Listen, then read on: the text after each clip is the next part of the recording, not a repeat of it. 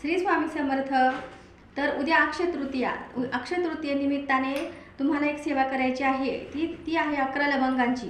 11 लवंगा हातात घेऊन 16 वेळा महालक्ष्मी अष्टक तुम्हाला पठण करायचं आहे आणि त्या 11 लवंगा अशा लाल पोटलीमध्ये बांधून तुम्हाला घराच्या आतल्या बाजूस उजव्या हाताला आपल्या ह्या हाताला घराच्या आतल्या बाजूस ही पोटली तुम्हाला बांधायची आहे। तर याच्याने आलेली लक्ष्मी स्थिर राहते आणि लक्ष्मी आपली चंचल असते, त्यामुळे लक्ष्मीला स्थिर करण्यासाठी आपल्याला अक्षय तृतीयेचा हा उपाय करायचा आहे। त्याचबरोबर अजून एक उपाय आहे, तो म्हणजे अक्षय तृतीयेला देवघरातील पिवळ्या कवड्या घेऊन आलेली लक्ष्मी स्थिर राहण्यासाठी ही सेवा आहे। 16 श्रीसूक्त 16 वेळा विष्णू गायत्री मंत्र, 16 वेळा लक्ष्मी गायत्री मंत्र, नवार्णव मंत्र, कुबेर मंत्र, हे वरील सगळे सेवा पिवळी कवडी हातात घेऊन पिवळ्या कापडाच्या पोटलीत बांधून देवघरात ठेवायची आहे। तिची रोज पंचोपचार पूजा करायची आहे।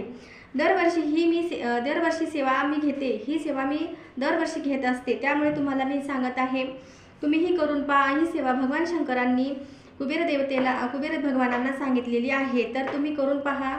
व्हिडिओ आवडल्यास लाईक करा, शेअर करा, सबस्क्राईब करा।